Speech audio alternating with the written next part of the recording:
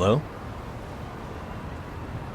Yagami-san, do you have a minute? It's Shiosaki. Oh, I was just about to call you.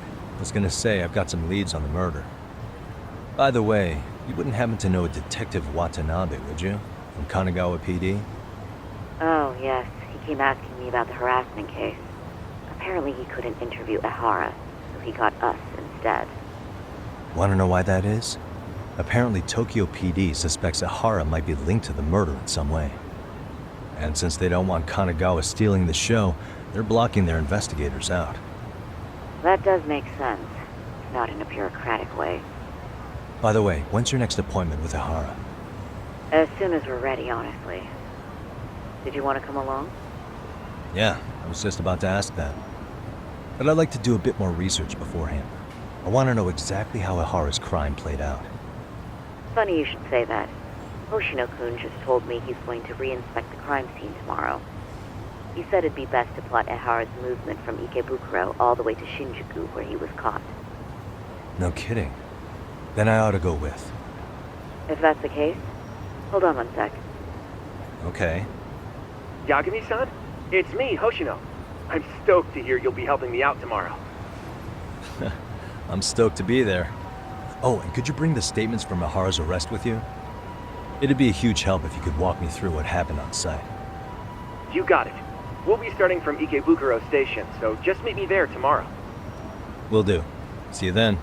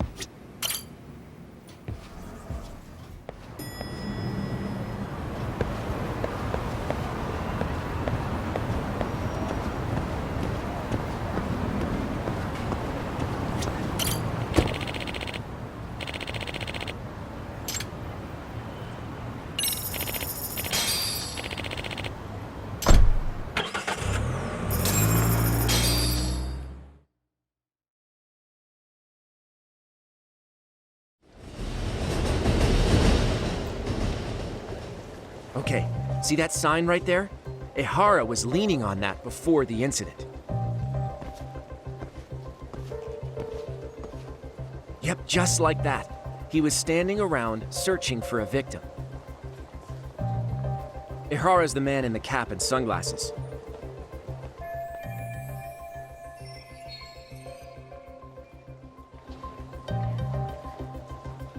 So, Ehara was lingering at the platform a while, huh? Yeah, he walked past the ticket gate at 7:43 a.m. This was confirmed by the security tapes as well as when he swiped his transit card. After that, he wandered the platform an entire hour ogling women. He spent that long choosing a target? Yeah, sick, isn't it? Then the security camera that caught him would be... that one? That's right.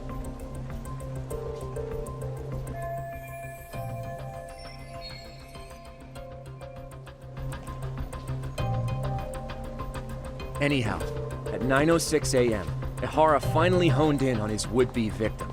Then he boarded her train, which was departing for Shinjuku. She's the one in the pink cardigan and white skirt? Yeah, Yui Mamiya, an office worker and mother of a 6-year-old boy.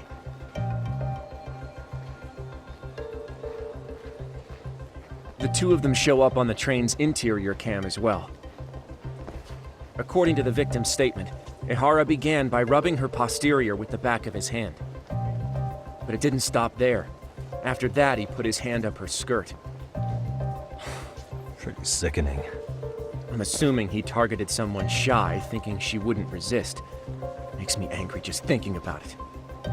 The victim stated she was too scared to call for help, meaning she endured this for 6 minutes until the train reached its stop in Shinjuku. Can you send what you just showed me to my phone? Sure. Now let's head to Shinjuku Station. Then we can watch as the jerk gets busted. Even if we did defend him in court, an asshole's still an asshole.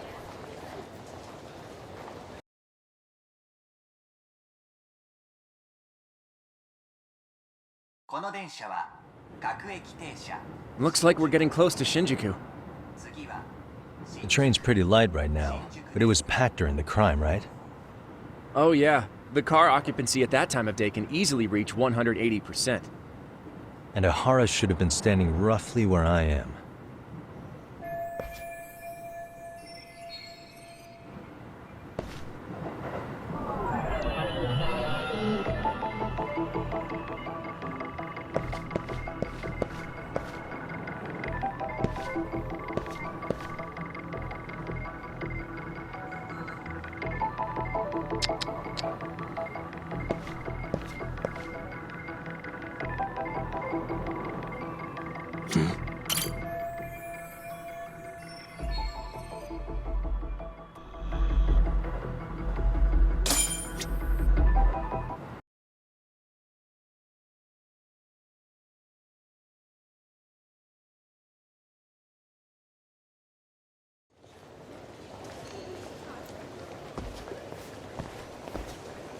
Ihara and Mamiya-san both exited the train and got onto the platform here. But right before that, Mamiya-san suddenly grabbed Ihara's wrist and yanked his hand out from under her skirt. That's when she got a good look at her assailant. So without a doubt, she saw it was him.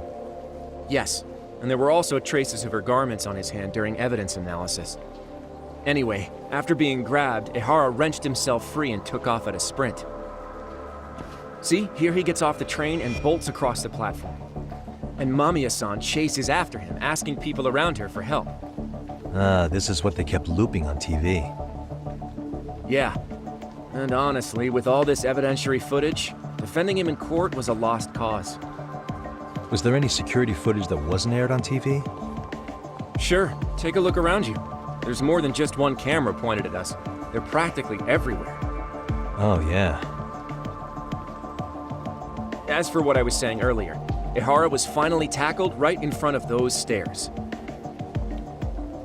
Oh right, I have a diagram of the platform to show you.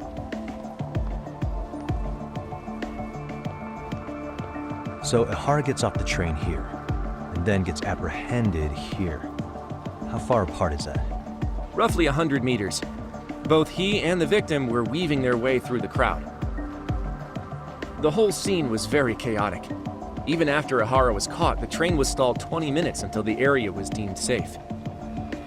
Hey, you think we could get the positions of all these cameras and where they're pointing penciled in?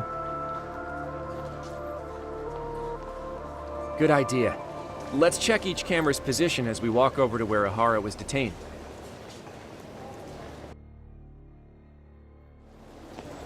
That's where he got tackled, so if you could let me know whenever you see a camera. I can mock it up on our diagram here.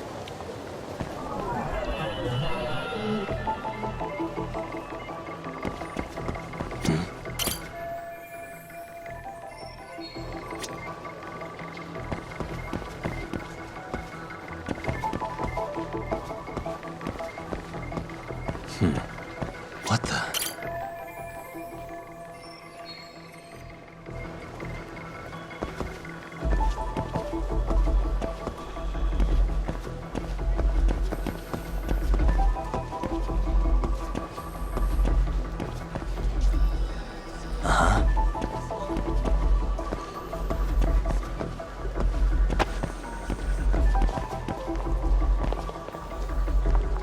Suspicious.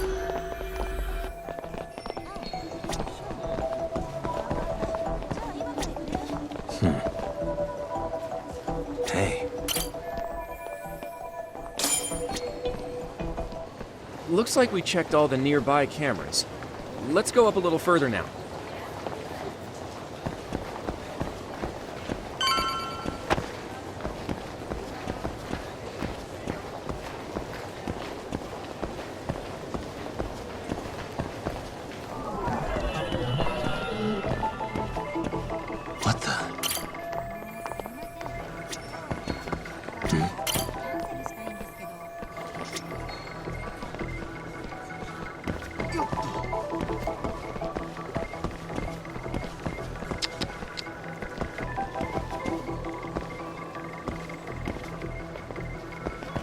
Suspicious.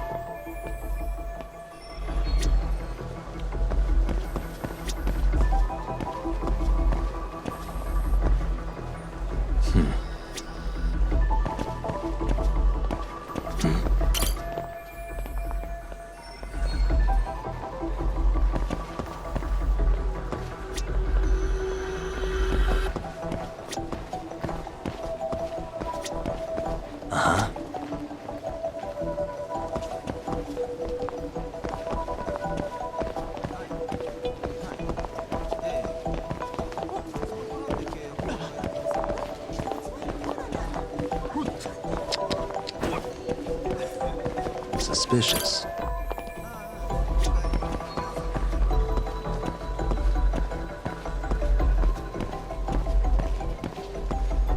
What the?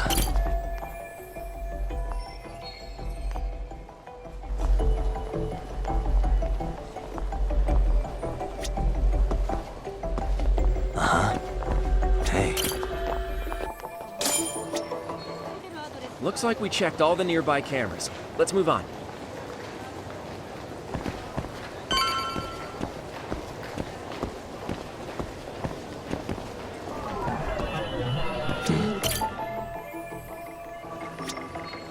Hey.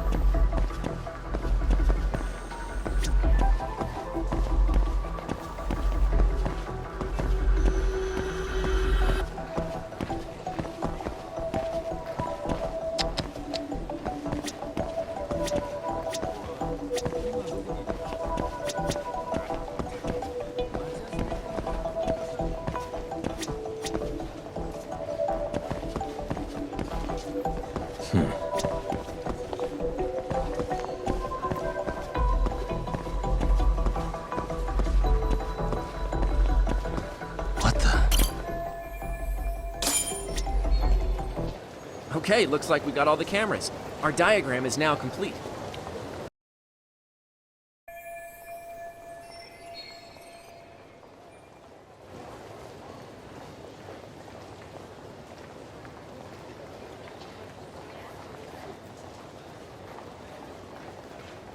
Now we'll pencil in the camera locations and what directions they're pointing.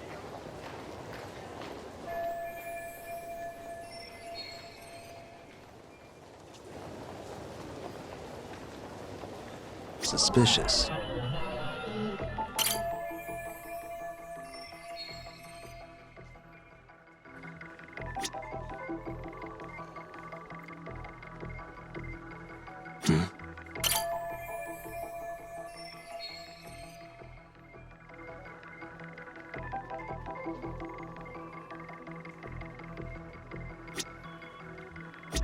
Suspicious. Suspicious.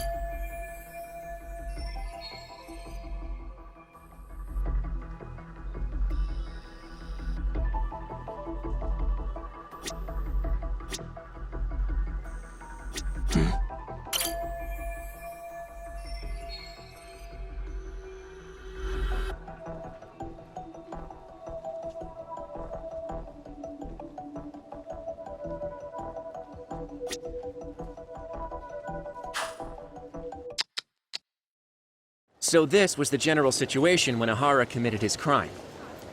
What do you think, Yagami-san? Anything of note? Do you think Ahara and Mamiya-san were riding the train pretty frequently? Oh yeah, Mamiya-san commuted by train. She was here every weekday. Same goes for Ahara, actually, but he was off that day. Supposedly he was going to see his wife, even though they're separated. Did he ever say why he wandered around the platform for an hour? He said the thought of his wife had him flustered and he couldn't force himself to board the train. He always had an excuse ready for anything you asked him, including the harassment charges. He pled not guilty, but the evidence said otherwise. There wasn't a single argument we could make in court to establish reasonable doubt. Safe to say he did it. But on the same day, he knew his son's bully would be murdered in Ijincho. Pretty clear it wasn't a spontaneous need to grab some ass. I agree.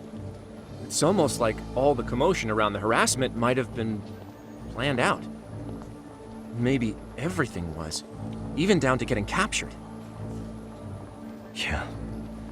You really played everyone by turning harassment into an alibi for murder. No matter how much evidence points to him as a killer, he can deny it with complete immunity. This is getting crazier by the minute. At the very least, he had something to do with it. Some connection. But I can't imagine he'll talk. Whatever his plan is, it's pretty clear Ihara is committed. To what? Getting revenge for his son? I think so. Who do you think his accomplices could be? Ihara's a veteran cop. Think maybe he knows how to hire an actual assassin?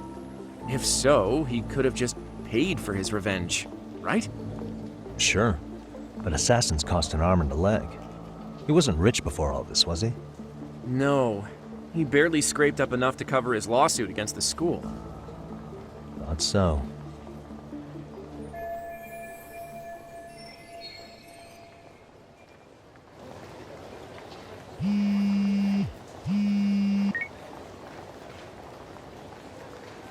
Hey, it's Shirosaki. What's up, Sari-san? I'm scheduling an interview with Ihara tomorrow at the Tokyo Detention Center. We'll take a taxi from Genda's if that all works for you. Sounds good. But I need to head back to Ijincho for now. Something you forgot to do? Yeah. It involves Ihara's motive, which would be without a doubt his son's suicide. So I want to confirm if Mikoshiba really bullied the kid. And the best person to ask happens to be down in Ijincho. All right. Then I'll let you get to it. Cool. Then I'll see you tomorrow.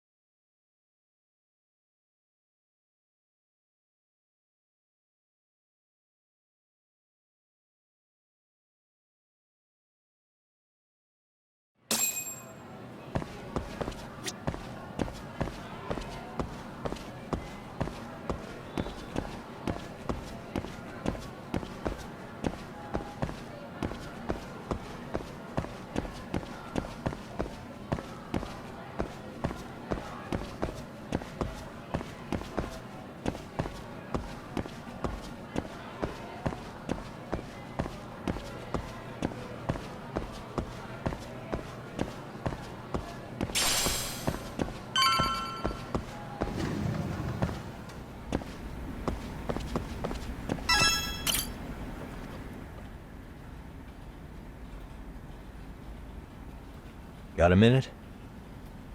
No, not for you. I really have nothing more to say.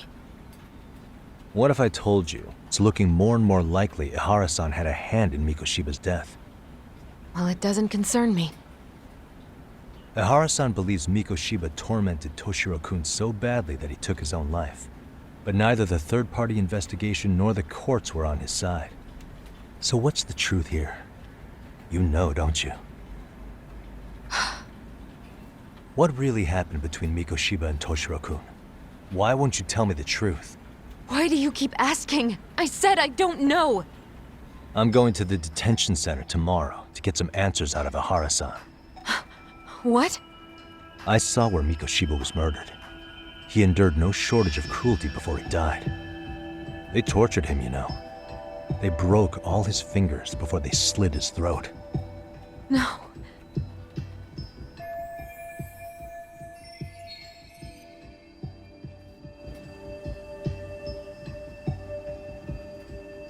And somehow Ihara-san knew MIKOSHIBA would be killed on the day he got caught for groping. It's like he did it to prove he had nothing to do with the murder. But maybe that wasn't his real objective at all.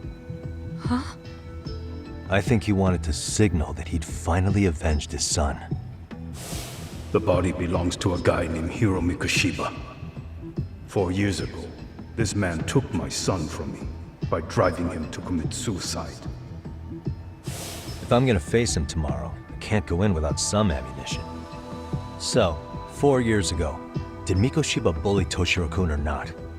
That's all I want to know. My answer won't change. There's no evidence MIKOSHIBA-kun did anything wrong. Are you sure about that? Take a look at this. That's...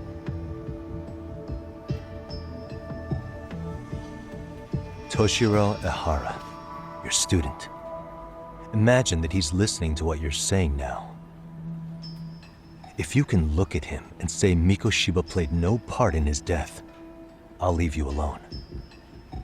In fact, you'll never hear a word from me again. So which is it?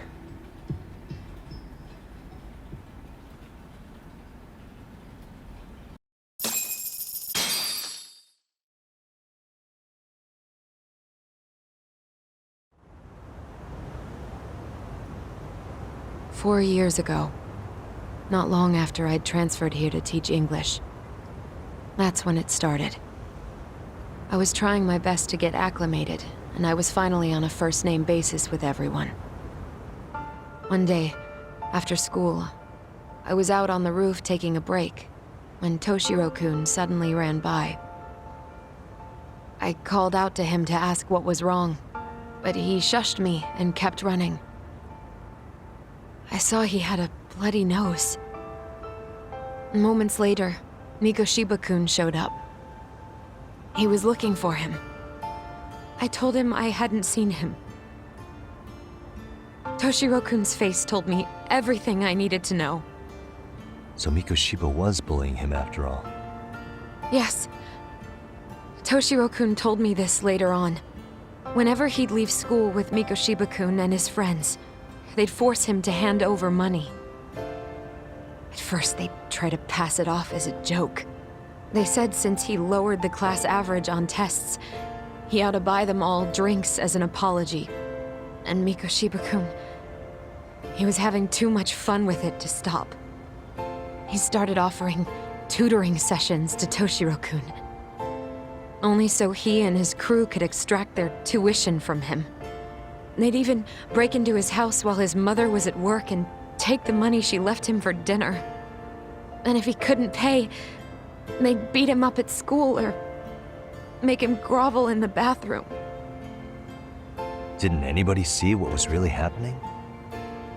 The teachers either saw nothing or turned a blind eye. Few students knew about it, though. Anyway, I ended up relaying everything Toshiro-kun had told me to those boys' homeroom teacher. Mind you, this teacher had tenure, title, and years of experience under his belt. Do you know what he told me? He said not to cause a commotion because those boys were about to graduate. Why does that not surprise me? To be honest, it was hard to paint such an outwardly model student in a negative light. There was also no hard evidence to support Toshiro-kun's story. But someone still should have stepped in to help. If only I'd understood that at the time. You tried. The only thing I tried was to keep an eye out for him, making sure he wasn't alone, things like that. But unfortunately, that wasn't good enough. On the first morning of the 3rd trimester, Toshiro-kun tied a towel to his doorknob and hung himself in his room. And that's when you confronted Mikoshiba, right? You asked him point blank if he'd bullied him. I did.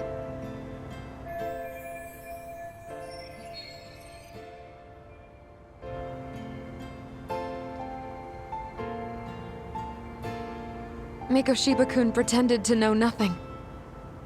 He was more careful, shaken even, from then on. In all honesty, when I heard a third-party committee was investigating, I was hoping the truth would come out. Students were asked to fill out an anonymous questionnaire, and many of them wrote down exactly what they saw. Hold on. Didn't the court end up declaring there was no substantial evidence of bullying? How could they have said that with those questionnaires on hand? First of all, the committee never interviewed anyone directly. Those questionnaires were the only proof of anything. And the teacher of those boys was the one who collected them. Each time he came across any mention of bullying, he'd toss that questionnaire out. Also, he wouldn't get blamed in the end for ignoring the warning signs. So then the committee was pointless. A few students did speak up about the bullying online, but their posts weren't much to go on. Toshiro-kun's parents were completely caught off guard. His mother worked through the day, and his father lived all the way in Tokyo. That made it that much easier for the teacher to cover up all the evidence of bullying. He made that statement without even consulting the principal or the chairman. So, right before Mikoshiba-kun graduated, the committee presented their findings. That there was no evidence of bullying. The conclusion you've heard over and over. What the hell? In Japan, 300 children commit suicide every year, across all grades. Less than 3% are proven to be linked to bullying. Toshiro-kun's case ended up like that too. But Ehara-san wasn't satisfied with those findings. So he sued Seiryo High, demanding compensation for Toshiro-kun's death. As the trial dragged on, I was eventually called to the witness stand. Of course, my intention was to let everything I knew out into the open. But before that could happen, that damn teacher came with the school's attorney to see how I would testify. They didn't want you making them look bad, huh? Of course not. That's when I first learned what he did with those incriminating questionnaires. They had no choice but to reveal everything to me, to try and sway me to their side. I guess they were just that desperate. After all, I was the only adult who Toshiro-kun confided in. I don't think he'd spoken to his parents about it once. So yes, that's why there was never any objective evidence of bullying. It wasn't like I had a mind to record our conversations. And I hadn't personally witnessed it either. The school attorney saw fit to remind me that the law says innocent until proven guilty. And if I couldn't produce tangible evidence, then I shouldn't be accusing Mikoshiba-kun. So it was witness tampering. That is, they coerced you into false testimony? Yes. Must have been incredibly hard on you. What I should have done was told the truth regardless. But what else could I have really done for him? Some days I just don't know. As much as I've tried to convince myself I did everything I could for him, I can never fully believe it. So what happened to the teacher who covered all this up? He transferred to another school. God, to think he's still standing at a podium somewhere. That's unfortunate. Even so, I don't have the right to place the blame solely on him.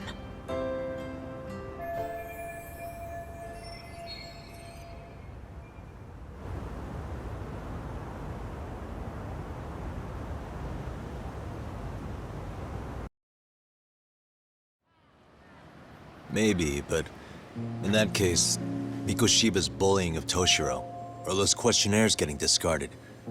Have you ever told anyone else? No. I've been silent. Yagami-san. You know what? Back when I was a student in high school, I witnessed bullying firsthand. There was this kid. My classmates pushed him too far. And one day he just jumped off the roof. Off the roof? By some miracle, he survived the fall. And he's been in a coma for the last 13 years. Nobody knows if he'll ever wake up. His name is Mitsuru, and he may never open his eyes to the world again. His mom watches him, but she works full-time. She's a higher-up in the government. I'm sorry to hear it. The worst part is that his teacher knew. He even talked to the bullies about it. But all he said was, don't overdo it. But afterward, the public eviscerated him. He had to quit his teaching job.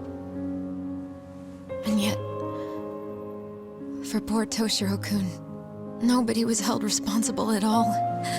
And that includes me. But if anyone was going to take responsibility for that, MIKOSHIBA should have been first in line. I'm sure Ihara-san must have thought the same thing. You know what I wanted to be as a kid? I was so innocent, I wanted to be a teacher. And after Mitsuru-kun's tragedy, I felt practically obligated. And still, I just let history repeat itself.